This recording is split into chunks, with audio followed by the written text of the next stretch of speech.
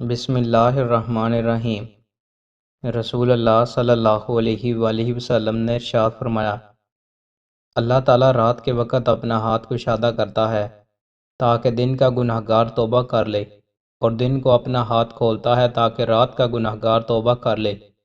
یہ اس وقت تک ہوتا رہے گا جب تک سورج مغرب سے طلوع نہ ہو جائے۔ رسول اللہ صلی اللہ علیہ وآلہ وسلم نے ارشاد فرمایا، ہرگز وہ آدمی جہنم میں داخل نہیں ہو سکتا جو سورج نکلنے سے پہلے فجر کی نماز اور سورج غروب ہونے سے پہلے عصر کی نماز پڑھے۔ رسول اللہ صلی اللہ علیہ وآلہ وسلم نے ارشاد فرمایا، اگر تم دل کو نرم کرنا چاہتے ہو تو مسکین کو کھانا کھلاؤ اور یتیم کے سر پر ہاتھ پھیرا کر۔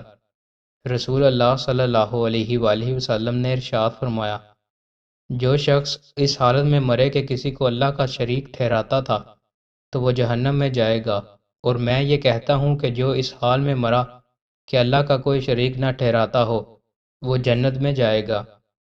رسول اللہ صلی اللہ علیہ وآلہ وسلم نے ارشاد فرمایا، بخار جہنم کی بھاپ کے اثر سے ہوتا ہے، اسے پانی سے ٹھنڈا کر لیا کرو۔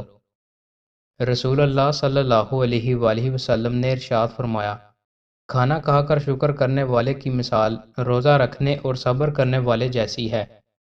رسول اللہ صلی اللہ علیہ وآلہ وسلم نے ارشاد فرمایا، ہر بالغ پر جمعہ کے دن غسل کرنا، مسواک کرنا اور خوشبو لگانا جو اسے نصیب ہو لازم ہے۔ اللہ کی رحمت۔ رسول اللہ صلی اللہ علیہ وآلہ وسلم نے ارشاد فرمایا، جب اللہ تعالیٰ نے مخلوق کو پیدا کیا تو اپنی کتاب میں اسے لکھا، اس نے اپنی ذات کے متعلق بھی لکھا اور یہ اب بھی عرش پر لکھا ہوا موجود ہے کہ میری رحمت میرے غضب پر غالب ہے۔